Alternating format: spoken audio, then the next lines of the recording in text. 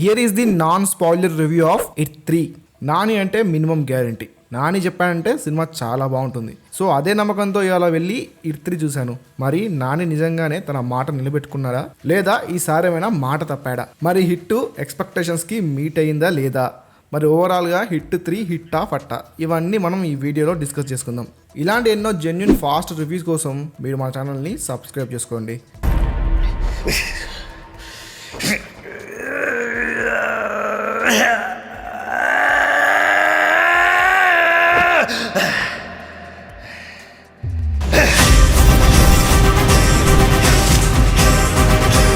Story ఏంటంటే కొంతమంది సైకోస్ చంపడాన్నే పనిగా పెట్టుకొని డార్క్ వెబ్ని యూజ్ చేస్తూ ఎన్నో క్రైమ్స్ చేస్తూ ఉంటారు. అసలు వాళ్ళు ఎందుకు అలా చేస్తూ ఉంటారు?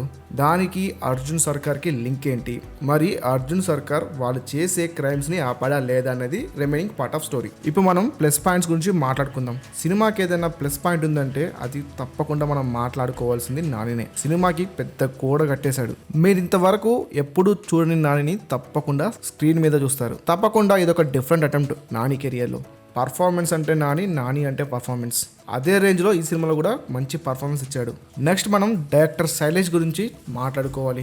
సైంధవ్తో ఫ్లాప్ చూసినా ఈసారి మాత్రం బాగా పకడ్బందీగా ప్లాన్ చేశాడు మైక్. సైంధవ్ మిస్ అయినా హిట్ 3లో సస్పెన్స్ ఎలిమెంట్స్ని బాగా యాడ్ చేశాడు. హిట్ 3లో తన ఇంపాక్ట్ అయితే సాలిడ్గా చూపించాడు Shailesh. And remaining cost and crew performance కూడా అంతా okay. And Srinidhi Shetty performance కూడా ఓకే.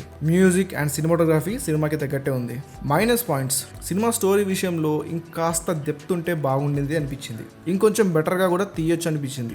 ఇక ఫైనల్ వెర్డిక్ట్ ఏంటంటే ఈ వీకెండ్ హిట్ 3ని చూడొద్దా? నాని ఈసారి మాటని నిలబెట్టుకున్నాడా లేదా? అంటే నాని ఈసారి కూడా తన మాట నిలబెట్టుకున్నాడు. ఈ వీకెండ్ మీరు తప్పకుండా హిట్ 3ని వాచ్ చేయాల్సిందే. ఇది కూడా నాని కెరీర్లో ఇంకో హిట్ అవుతుంది. అండ్ సినిమా క్లైమాక్స్లో ఒక క్యామియో ఉంది. అది మీరు సినిమా చూసే తెలుసుకోవాలి. ఇంతే ఈ వీడియో మీకు నచ్చింది అనుకుంటున్నాను. ఇలాంటి ఎన్నో జెన్యున్ రివ్యూస్ కోసం అయితే మన ఛానల్ని సబ్స్క్రైబ్ చేసుకోండి.